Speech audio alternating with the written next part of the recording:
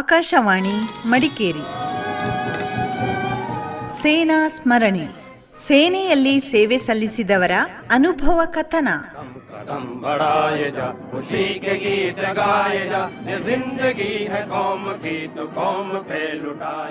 ಕೇಳಿ ಸೇನಾ ಸ್ಮರಣೆ.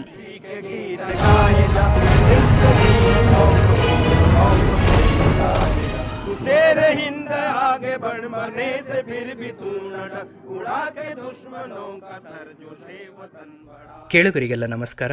ಇಂದಿನ ಸೇನಾ ಸ್ಮರಣೆ ಕಾರ್ಯಕ್ರಮಕ್ಕೆ ಆತ್ಮೀಯ ಸ್ವಾಗತ.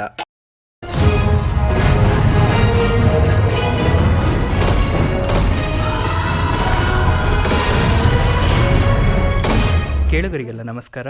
ಇಂದಿನ ಸೇನಾ ಸ್ಮರಣೆ ಕಾರ್ಯಕ್ರಮಕ್ಕೆ ಆತ್ಮೀಯ ಸ್ವಾಗತ. ಇಂದಿನ ಕಾರ್ಯಕ್ರಮದಲ್ಲಿ ನಮ್ಮೊಂದಿಗಿದ್ದಾರೆ ಮಡಿಕೇರಿ ನಗರದ ಮೂಲತಃ ಹಾಕತ್ತೂರು ಗ್ರಾಮದ ಕೂಪದಿರ ಪಿ ಮುತ್ತಣ್ಣ ಅವರು. ಇವರನ್ನ ಕಾರ್ಯಕ್ರಮಕ್ಕೆ ಸ್ವಾಗತವನ್ನು ಕೋರುವ. ನಮಸ್ಕಾರ ಮುತ್ತಣ್ಣ ಅವರೇ. ನಮಸ್ಕಾರ. ಮೊದಲಿಗೆ ನಿಮ್ಮ ಬಾಲ್ಯ ಜೀವನ, ನೀವು ಹುಟ್ಟಿದ್ದು ಬೆಳೆದಿದ್ದು ಯಾವ ಊರಿನಲ್ಲಿ, ನಿಮ್ಮ ಶಿಕ್ಷಣ ಇದನ್ನೆಲ್ಲ ತಿಳಿಸ್ಕೊಡಿ. ನನ್ನ ಬಾಲ್ಯ ಜೀವನ ನಾನು ಹುಟ್ಟಿದ್ದು ಮೊದಲು ಹಾಕತ್ತೂರಿನಲ್ಲಿ. ಆಮೇಲೆ ನನ್ನ ಪ್ರಾಥಮಿಕ ಶಿಕ್ಷಣ ನಂದು ಹಾಕತ್ತೂರು ಶಾಲೆಯಲ್ಲಿ ನಡೆಯಿತು. ಆಗ ನಮ್ಮ ತಂದೆಯವರೇ ಅಲ್ಲಿ ಹೆಡ್ ಮಾಸ್ಟರ್ ಆಗಿದ್ರು, ಕೂಪದಿರ ಕೆ ಪೆಮ್ಮಯ್ಯ ಅಂತ ಹೇಳಿ. ಹೌದು. ಆಗ ನಾನು ಥರ್ಡ್ ಸ್ಟ್ಯಾಂಡರ್ಡ್ ಇರೋತ್ತಿಗೆ ನಮ್ಮ ತಂದೆ ತೀರ್ಕೊಂಡ್ರು 1973 ಮೇ 28ಗೆ. ಆಮೇಲೆ ನಮ್ಮ ಹಿರಿಯರು, ನನ್ನ ಅಣ್ಣ ಇದ್ರು ಕೆ ಪಿ ಅಯ್ಯಣ್ಣ ಅಂತ, ಅವರೇ ಮನೆ ಜವಾಬ್ದಾರಿ ಎಲ್ಲ ತಕೊಂಡು ಮತ್ತೆ ನಮ್ಮನ್ನೆಲ್ಲ ಓದಿಸಿದ್ರು. ಮತ್ತೆ ಅಲ್ಲಿ ನನ್ನ ಪ್ರಾಥಮಿಕ ಶಿಕ್ಷಣ ಮುಗಿದ ನಂತರ ನನ್ನನ್ನು ಸೆಂಟ್ ಮೈಕಲ್ಸ್ ಹೈಸ್ಕೂಲ್ಗೆ ಸೇರಿಸಿದ್ರು. ಅಲ್ಲಿ ನನ್ನ ಹೈಸ್ಕೂಲ್ ಮುಗಿತಿದ್ದಂತೆ ಮತ್ತೆ ನಾನು ಮುಂದೆ ಇಲ್ಲಿ ಕಾಲೇಜ್ ಸೇರ್ಲಿಲ್ಲ. ಆಮೇಲೆ ಆರ್ಮಿ ಜಾಯ್ನ್ ಆದೆ 1985ರಲ್ಲಿ ಮ್ಯಾಂಗ್ಳೂರಲ್ಲಿ. ಆಗ ಫ್ರೆಶ್ ಆಗಿ ಎನ್ರೋಲ್ಮೆಂಟ್ ಆಫೀಸ್ ಒಂದು ಓಪನ್ ಆಗಿತ್ತು. ಸುಮ್ನೆ ನೋಡೋ ಅಂತೇಳಿ ಒಂದು ಟ್ರಯಲ್ ಹೋದೆ. ಅಲ್ಲಿ ಸೆಲೆಕ್ಷನ್ ಆಗ್ಬಿಟ್ಟೆ. ಆಗ್ಬಿಟ್ಟು ಅಲ್ಲಿ ಮೊದಲನೇ ಹೆಸರು ನಂದೇ ಇದೆ ಆ ಎನ್ರೋಲ್ಮೆಂಟ್ ಆಫೀಸಲ್ಲಿ. ಮೊದಲು ಸೆಲೆಕ್ಷನ್ ಆದವನೇ ನಾನು. ಅದೊಂದು ಹಿಸ್ಟ್ರಿ ನನಗೆ. ಆಯ್ಕೆ ಪ್ರಕ್ರಿಯೆಗಳೆಲ್ಲ ಹೇಗಿತ್ತು? ಯಾವ ರೀತಿ ಪರೀಕ್ಷೆಗಳಿತ್ತು? ಹೌದು, ಆಯ್ಕೆ ಪ್ರಕ್ರಿಯೆಯಲ್ಲಿ ಮೊದಲು ನಮಗೆ ರನ್ನಿಂಗ್ ಇತ್ತು, 2 ಕಿಲೋಮೀಟರ್ಸ್ ರನ್ನಿಂಗ್. ಅಲ್ಲಿ ಎನ್ರೋಲ್ಮೆಂಟ್ ಆಫೀಸ್ ಪಕ್ಕದಲ್ಲೇ ಕಂಕನಾಡಿಯಲ್ಲಿ ದೊಡ್ಡ ಗ್ರೌಂಡ್, ಅಲ್ಲಿ 2 ಕಿಲೋಮೀಟರ್ಸ್ ರನ್ನಿಂಗ್ ಇತ್ತು. ಆಗ ಮತ್ತೆ ನಮಗೆ ತಿಳಿದಿರುವಂತೆ ಕೊಡಗಿನವರಿಗೆ ರನ್ನಿಂಗ್ ಎಲ್ಲ ಕಾಮನ್, ಹೇಳಿ ಬೆಟ್ಟ ಗುಡ್ಡ ಹತ್ತಿ ಅಭ್ಯಾಸ ಇರೋದ್ರಿಂದ ನಮಗೆ ಸ್ವಲ್ಪ ಈಸಿ ಆಯ್ತು ಅದು. ಹಂಗೆ ರನ್ನಿಂಗ್ ಮುಗ್ದಂಗೆ ನಮಗೆ ಮತ್ತೆ ಬೆಂಚ್ ಸ್ಟ್ರೆಚ್ ಇತ್ತು, ಮತ್ತೆ ಪುಷಪ್ ಇತ್ತು, ಹಂಗೆ ಹಲವಾರು. ಮತ್ತೆ ಒಂದು 9 ಫೀಟ್ ಡಿಚ್ ಜಂಪಿಂಗ್ ಇತ್ತು. ಅದಾದ್ಮೇಲೆ ಮೆಡಿಕಲ್ ಚೆಕ್ಅಪ್ ಇತ್ತು, ಮತ್ತೊಂದು ರಿಟರ್ನ್ ಟೆಸ್ಟ್ ಇತ್ತು. ಅದೆಲ್ಲ ನಾರ್ಮಲ್ ಆಗಿ ನಡೀತು. ಮತ್ತೆ ನಾನು ಅಲ್ಲಿಂದ ಸೆಲೆಕ್ಷನ್ ಆದೆ.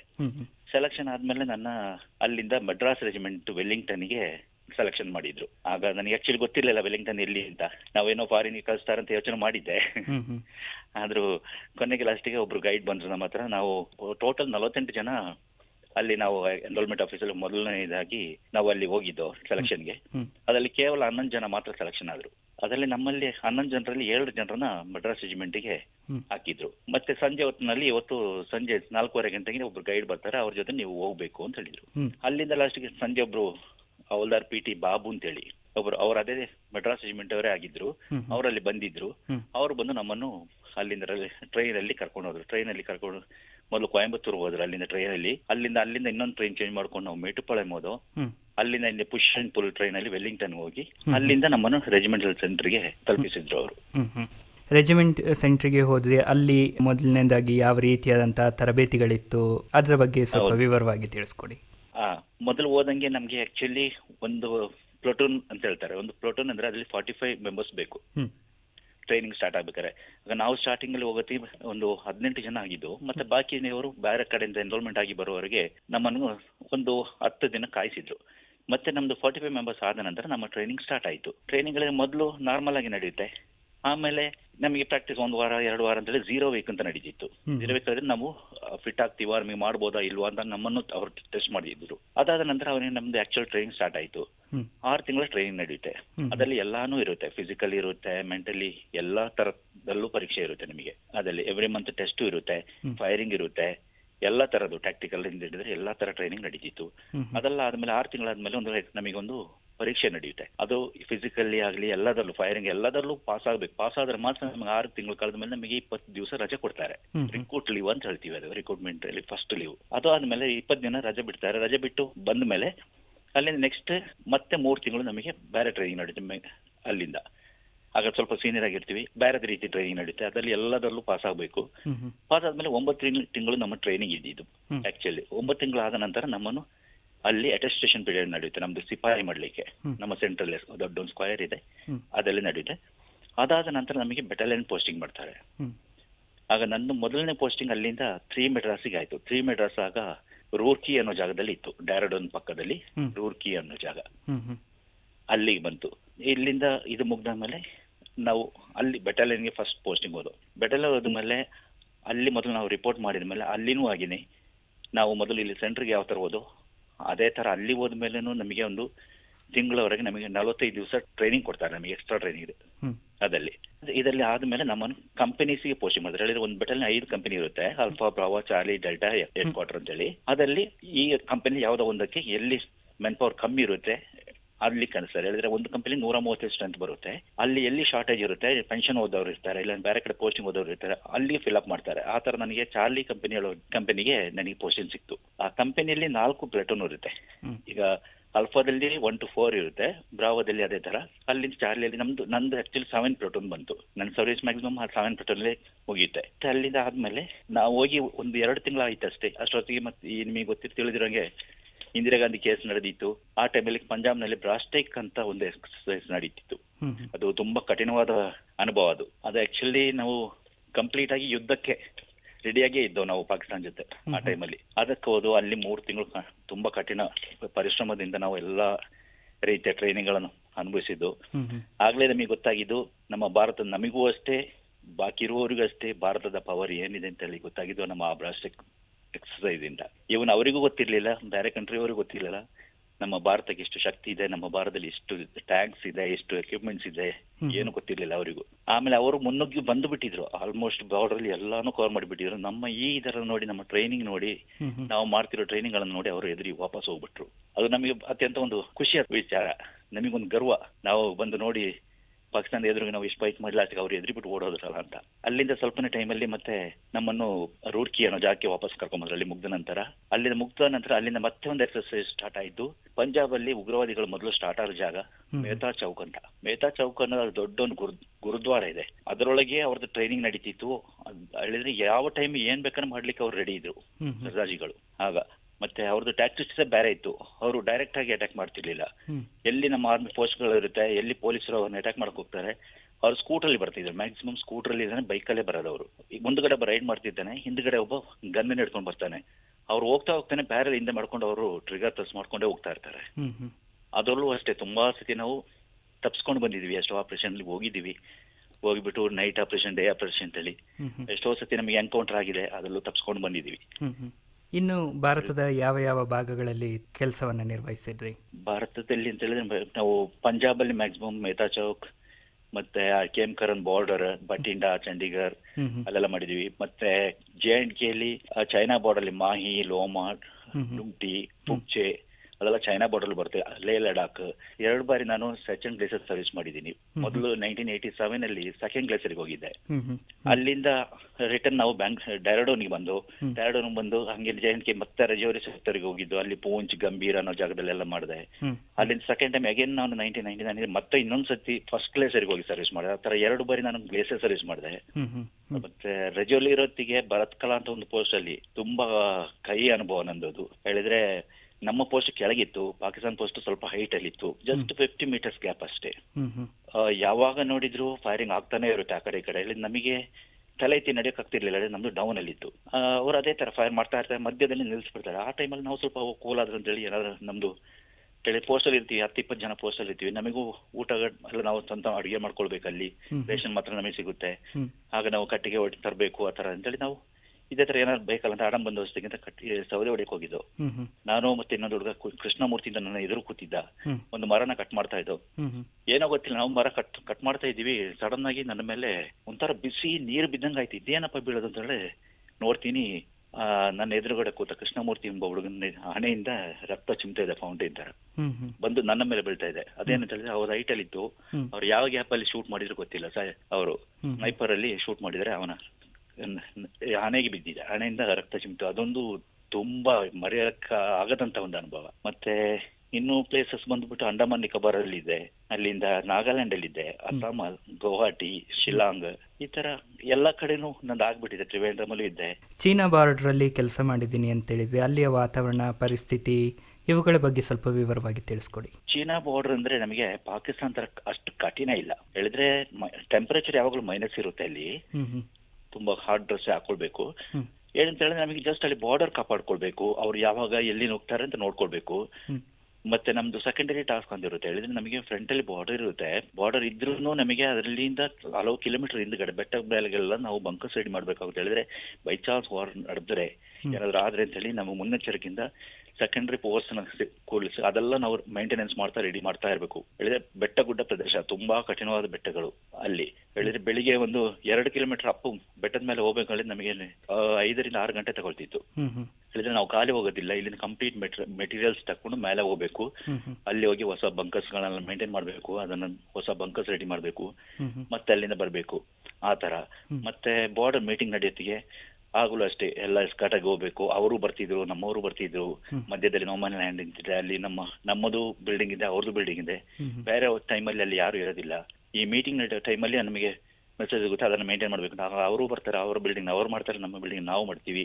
ಮತ್ತೆ ಮೀಟಿಂಗ್ ಬರ್ತಾರೆ. ಮೀಟಿಂಗ್ ಬಂದಂಗೆ ಅಲ್ಲಿ ಊಟ ಉಪಚಾರಗಳು ನಡೀತೆ. ಆ ಕಡೆ ಎಕ್ಸ್ಚೇಂಜ್ ನಡೆಯುತ್ತೆ ಊಟಗಳ. ಅದೆಲ್ಲ ಒಂಥರ ಚಂದ ನಮ್ಮ ಎಕ್ಸ್ಪೀರಿಯನ್ಸ್ ಹೇಳಲಿಕ್ಕೆ. ಅಂಡಮಾನ್ ನಿಕೋಬಾರ್ ದ್ವೀಪ ಪ್ರದೇಶದಲ್ಲಿ ಕೆಲಸವನ್ನ ನಿರ್ವಹಿಸಿದ್ರಿ. ಅಲ್ಲಿಯ ಪರಿಸ್ಥಿತಿಗಳು ಹೇಗಿತ್ತು, ಅದರ ಬಗ್ಗೆ ತಿಳಿಸ್ಕೊಡಿ. ಹೌದು, ಅಂಡಮಾನ್ ನಿಕೋಬಾರ್ ಅಂತ ಹೇಳಿದ್ರೆ ಅಲ್ಲಿ ನಮ್ದು ಆಗ ಇದ್ದಿದ್ದು 2 ಬೆಟಾಲಿಯನ್ಸ್. ಅಲ್ಲಿ ನಾವು ನೇವಲ್ ಅಂಡರ್ಲಿ ಕೆಲಸ ಮಾಡ್ಬೇಕಿತ್ತು. ಆಗ ನಾವು ಅವ್ರ ಜೊತೆ ಏನಾದ್ರು ಟ್ರೈನಿಂಗ್ ಮಾಡ್ಬೇಕಾದ್ರೆ ಅವ್ರ ಜೊತೆ ಹೋಗ್ಬೇಕಿತ್ತು. ಬಾಕಿ ಟೈಮಲ್ಲಿ ನಮ್ಮ ರೊಟೇನ್ ಏನಿದೆ ನಮ್ಮ ಟ್ರೈನಿಂಗ್ ನಡೀತಾ ಇತ್ತು. ಆದ್ರೆ ವರ್ಷಕ್ಕೊಂದ್ಸತಿ ಆಂಫಿಬಿಯಸ್ ಎಕ್ಸರ್ಸೈಸ್ ಅಂತ ನಡೀತಿತ್ತು. ಅದು ಸಮುದ್ರದೊಳಗೆ ನಡೆಯೋದು. ನೇವಿ ಶಿಪ್ ಅವರು ನಮ್ಮನ್ನು ಕರ್ಕೊಂಡು ಹೋಗ್ತಾರೆ. ಸಮುದ್ರದಲ್ಲಿ ಸಮುದ್ರ ಕರೆಗಿಂತ ಒಂದು 200 ಮೀಟರ್ ಒಳಗಡೆ ನಮ್ಮನ್ನು ನಿಲ್ಸಿ ಬಿಡ್ತಿದ್ರು. ಶಿಪ್ ಅನ್ನು ಓಪನ್ ಮಾಡ್ತಿದ್ರು. ಬ್ಯಾಕ್ ಅಲ್ಲಿ ಅದ್ರ ರ್ಯಾಂಪ್ ಡೋರ್ ಅಂತ ಬರುತ್ತೆ. ನಾವು ಫುಲ್ ನಮ್ದು ಎಕ್ವಿಪ್ಮೆಂಟ್ ಎಲ್ಲ ಇರುತ್ತೆ. ಒಂದು ಬೆಡ್ಡಿಂಗ್ಸ್ ಇರುತ್ತೆ, ರೇಷನ್ ಇರುತ್ತೆ, ರೈಫಲ್ಸ್ ಇರುತ್ತೆ, ಎಲ್ಲ ಇರುತ್ತೆ. ಅದೆಲ್ಲ ಹಾಕೊಂಡೆ ನಮ್ಮನ್ನ ಏನ್ ಮಾಡ್ತಾರೆ, ಸಮುದ್ರಕ್ಕೆ ತಳ್ಳಿಬಿಡ್ತಾರೆ ಅಲ್ಲಿಂದ. ಅಲ್ಲಿಂದ ನಾವು ಈ ಅಲೆ ಬರೋ ಟೈಮಿಗೆ ನಾವು ಅದರಲ್ಲಿ ಒಂದೊಂದ್ಸತಿ ಅಲೆಯಲ್ಲಿ ತಿಳ್ಕೊಂಡು ಹೋಗ್ತೀವಿ. ಇಲ್ಲಾಂದ್ರೆ ಲೈಫ್ ಜಾಕೆಟ್ ಹಾಕಿರ್ತೀವಿ. ಹೆಂಗಾದ್ರು ಮಾಡಿ ಕರೆ ಸೇರ್ಬೇಕು, ದಡ ಸೇರಿಬಿಟ್ಟು ಅಲ್ಲಿ ಹೋಗಿ ಆ ಕಡೆ ನಾವು ಅಟ್ಯಾಕ್ ಮಾಡುವಂತ ಒಂದು ಎಕ್ಸರ್ಸೈಸ್. ಅದೆಲ್ಲ ತುಂಬಾ ಕಠಿಣವಾಗಿತ್ತು. ಆದ್ರೂ ಮನಸ್ಸಿಗೆ ಖುಷಿ ಇರ್ತಿತ್ತು. ಹೇಳಿದ್ರೆ ಆ ಟೈಮಲ್ಲಿ ಯಂಗ್ ಬ್ಲಡ್ ಸ್ಪಿರಿಟ್ ಇರ್ತಿತ್ತು, ಮಾಡ್ತಿದ್ದು. ಆ ತರ ಎಲ್ಲ ಅದೇ ತರ ಇರುತ್ತೆ. ಒಂದು ದಿನ ನಾವೇನ್ ಮಾಡಿದ್ರೆ, ನೇವಿ ಅವರು ಏನು ಗೊತ್ತಿಲ್ಲ, ಅವ್ರು ನಮ್ಮನ್ನ ಆಟ ಆಡ್ಸ್ಲಿಕ್ಕೆ ಅಂತ ಗೊತ್ತಿಲ್ಲ, ಅಲ್ಲ ಅವರಿಗೆ ಮ್ಯಾಪ್ ಅಲ್ಲಿ ಏನಾದ್ರು ಮಿಸ್ಟೇಕ್ ಆಯ್ತಾ ಏನು ಗೊತ್ತಿಲ್ಲ. ಆಕ್ಚುಲಿ ಇನ್ನೊಂದು ಅವಲಾಕ್ ಅನ್ನೋ ಜಾಗದಲ್ಲಿ ಮಾಮೂಲಿ ಟ್ರೈನಿಂಗ್ ನಡಿಬೇಕಿತ್ತು. ಅವರು ನಮ್ಮನ್ನ ಅದು ಬಿಟ್ಟು ಬಟ್ಲರ್ ಬೇ ಅನ್ನೋ ಒಂದು ಇದಕ್ಕೆ ಕರ್ಕೊಂಡು ಹೋದ್ರು, ಟ್ರೈನಿಂಗ್ ಏರಿಯಾಕ್ಕೆ.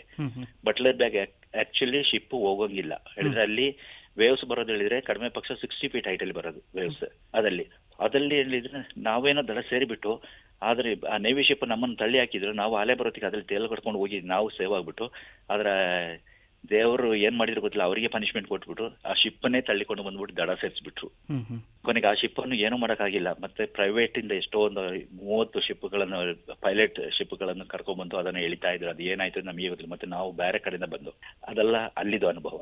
ಈ ಸಮುದ್ರ ಮಧ್ಯದಲ್ಲಿ ನಿಮಗೆ ಟ್ರೈನಿಂಗ್ ಇರ್ತದೆ ಅಂತ ಹೇಳ್ತಿದ್ರಿ. ಅಲ್ಲಿ ಏನಾದರೂ ಅನಾಹುತಗಳು ಸಂಭವಿಸುವಂತ ಸಂದರ್ಭ ಇದ್ರೆ ಯಾವ ರೀತಿಯಲ್ಲಿ ಮುನ್ನೆಚ್ಚರಿಕೆ ಕ್ರಮವನ್ನ ತಗೊಂಡಿರ್ತಾರೆ? ಸಮುದ್ರ ಮಧ್ಯದಲ್ಲಿ ಟ್ರೈನಿಂಗ್ ಅಂತ ಹೇಳಿದ್ರೆ ನಮಗೆ ಆಲ್ರೆಡಿ ನಮಗೆ ಲೈಫ್ ಜಾಕೆಟ್ ಇಶ್ಯೂ ಮಾಡಿರ್ತಾರೆ. ಪ್ಲಸ್ ಅವ್ರದ್ದು ಬೇರೆ ನಮ್ಮ ಸೇಫ್ಟಿಗೆ ಬೇಕಾಗಿ ಅವ್ರದ್ದು ನೇವಿ ಶಿಪ್ ಗಳಲ್ಲಿ ಅವರ ಹತ್ರ ಡೈವರ್ಸ್ ಗಳಿರ್ತಾರೆ, ಈಜು ತಜ್ಞರು. ಅವರು ಎನಿ ಟೈಮ್ ರೆಡಿ ಆಗಿರ್ತಾರೆ.